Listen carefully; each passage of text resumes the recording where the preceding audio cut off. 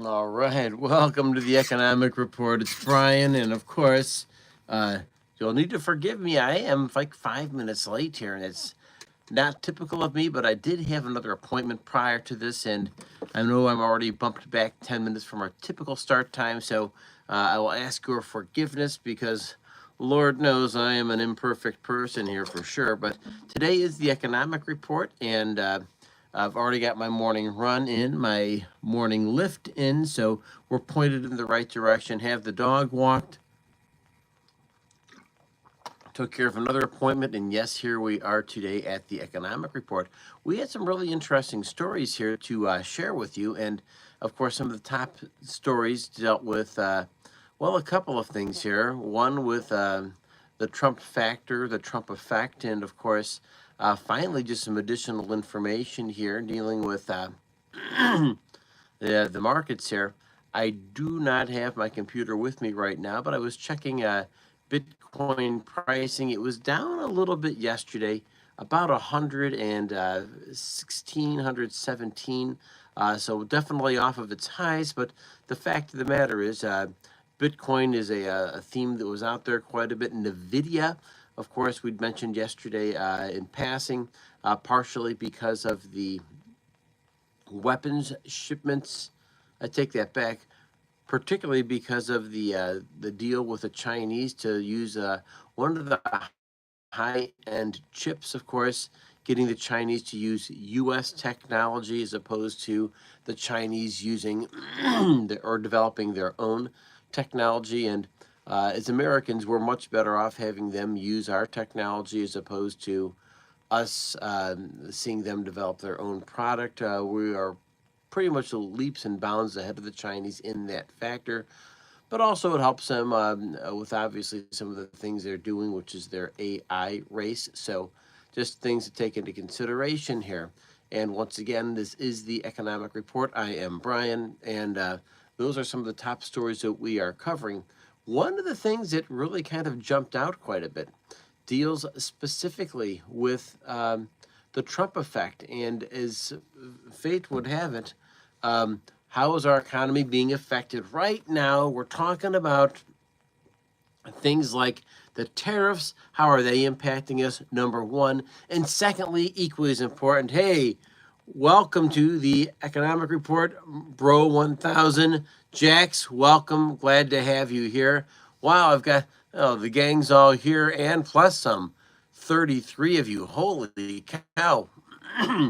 Welcome to the Economic Report. It's Brian, and today we're talking about all kinds of stuff. Oh, and you subscribed, bro. You are amazing. Thank you very much for coming on in here.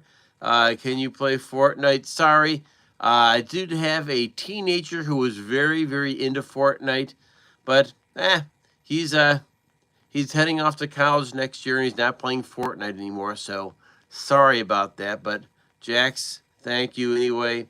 All right, Neon, good to see you here. Welcome to the Economic Report.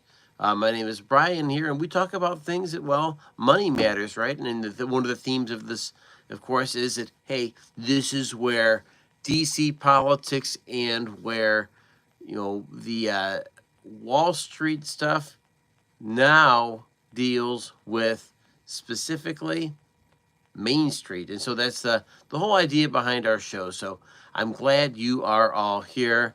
Can do a dance. Sorry. I went for a run this morning, but not doing a dance here right now either. The fact is that I do go out and exercise in the morning, ran like 3 miles, hit the gym, did my lifts, and had an appointment here. Is why I'm running a little bit late today, so I will apologize to you for that, but I'm really glad that you're here. I do respond to comments here, particularly comments that are dealing with anything that is appropriate, specifically dealing with world news, politics, etc. That's kind of what I'm following here on this channel, and which kind of makes this channel fun, and why I do get a lot of repeat people coming back here all over again. So we are talking about roughly a couple of things here. One of them was the Trump effect, and of course, the Trump effect dealt specifically with tariffs and, of course, immigration policy, and how these things are really affecting the United States economy right now. Specifically, if you don't have, they've very much cracked down on illegal immigration. Slight talk there. Anyways, crack down on illegal immigration, and of course, the fact the fact of the matter is, if you are once again going down the path of your food is more than likely picked by the hands of illegal immigrants, if you're or at least migrant workers. It's a tough job, backbreaking labor. But people travel behind, one farm vehicle to another, from one farm to another. The fact is that, well, let's face it,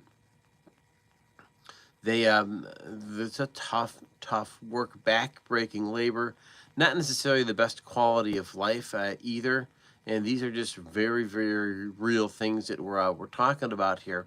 So with food prices increasing, of course, yesterday one of the conversations were that tomatoes could conceivably go up here because we get a ton, and I do mean a ton, of tomatoes from Mexico, California, some lesser amounts to places like the South, but you get the idea there. So that's one thing to take into consideration. And once again, if you don't have the people out there in the fields to labor and toil and pick those vegetables, well, you get the picture, right?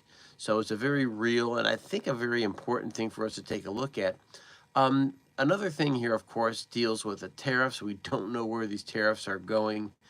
A lot of rhetoric, and of course, with that rhetoric comes a ton of uncertainty. But that's probably part of the equation here when we're talking the Trump economy and tariffs. We just don't know. There's a lot of uncertainty out there, so you get the picture.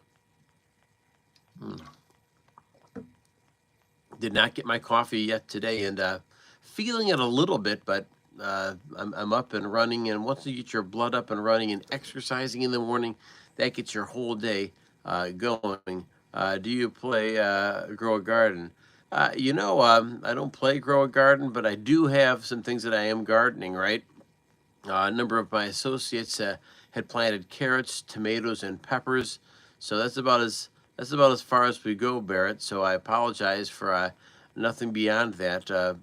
Just trying to take care of what I can take care of, and have a little bit of fun in the process here. So thank you for joining me, Barrett, as well. It's pretty cool stuff. It really is.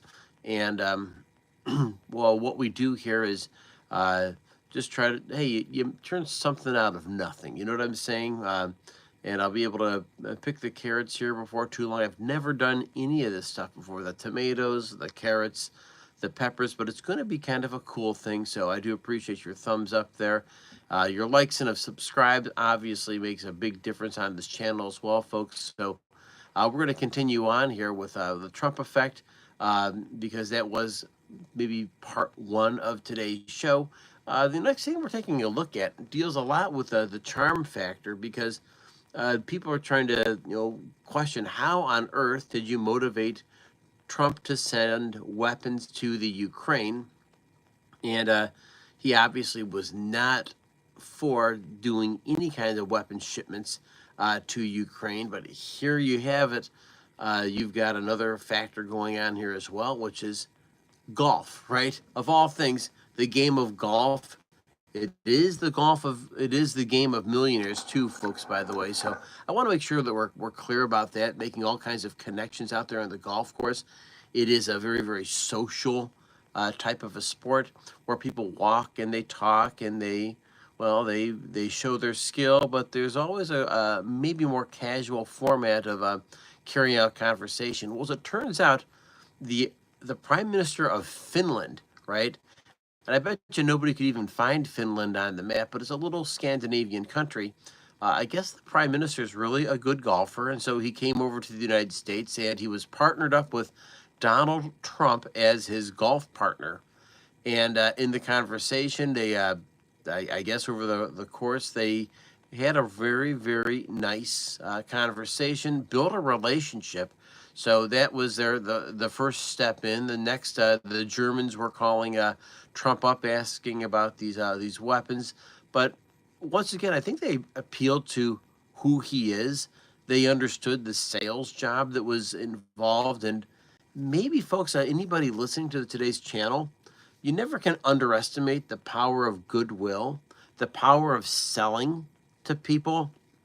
And no matter what you're doing, you're always selling, right? That's one thing that you need to keep in mind. Your relationships matter very much, right? It's not what you got, it's not necessarily what you show, it's how you make people feel. And if you can kind of understand that, man, you can open up a lot of doors for success, right? You look at through history, the people that have really moved the world have usually moved the world very much on building relationships. And I want to just make sure that we're kind of driving that point home. No matter what you do, it's the way you make people feel in their presence, right? So you want people to feel welcomed, loved, appreciated. You're curious, you're interested about them, and you can move mountains, right? And it's out of a genuine concern, right? I'm pretty sure that the insights in with the president, uh, the Europeans charming the president, really were done in that way, and that's kind of the big step forward here. So it's really worth taking into consideration. Other things here, of course, in the news, I have been covering the Superman story here. We are based out of the Cleveland, Akron area. And so with that story, I'm also going to share the fact that Superman filmed right here in Cleveland. A couple things here to mention, which I've mentioned the past two shows here. There's a Siegel and Schuster were a couple of kids in high school, the Glenville neighborhood. Their houses are still up, but that's where they lived, and that's where they formulated the Superman character, which I think is super, super cool. And with that, they've gone ahead and preserved their homes as historical registered places. But yeah, you go to downtown Cleveland, you'll notice there's so many different sites inside of downtown Cleveland that were incorporated into this movie, in part because I think they felt that if you're going to redo the Superman movie, where are you going to do the movie? But you got to do it in Cleveland because that's where the both Siegel and Schuster were from. So kind of an amazing, amazing story there. And anybody who's always into a little bit more stuff that shows up on the big screen, well, this movie is supposed to be pretty hot, and it's gotten some pretty darn good reviews here. So once again, give me a like and a subscribe, and I do answer to your questions in chat. If you think other people should be here watching, go ahead and invite them. I'm going to be on for about the next 3 to 4 minutes, and then I'll start getting to the point where we wrap up the show. I may tinker with a 4 o'clock or 6 o'clock edition of this as well. And the only reason I'd be doing that, one, is to cast a wide net of people that are interested and cover today's top stories, of course, in the news cycle. And secondly, and equally as important, make sure that I'm engaging with the audience, right? The audience has questions, and the audience most definitely is really, really reactive.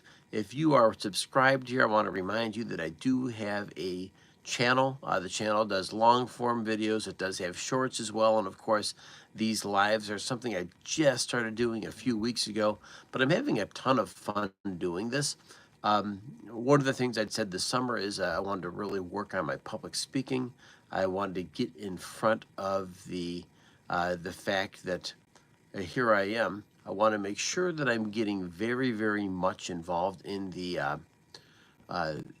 social media channels, a YouTube channel, and of course, working on silly stuff, right? From having a silly sign up to maybe the correct lighting. So those are all like tiny steps getting forward, and maybe part of getting comfortable being in front of a camera here, and yeah, for the world to see. So maybe that's one thing that I can encourage every single one of you every single day to go out and do something that's pushing you outside of your comfort zone. And if I can get people comfortable outside of their comfort zone, then I think we're moving our game forward. And if we're moving our game forward, then we're getting things done. And of course, with that, we're building relationships. Why? Because the fact of the matter is, we're out, we're living, we're being, and we're doing things that matter, and they matter very much. Hey, my name is Brian. This has been the Economic Report. I'm so thankful that you were able to spend some time with me today. We spoke about the Trump effect. We spoke about Trump charm. And of course, the third thing we spoke about was Superman, the movie. And I've been very, very blessed to have some of you join me today. So with that, folks, don't forget to be awesome. Make sure you go out and take a chance today. Make today count. Have a great day, and I will catch you next episode. Have a great day.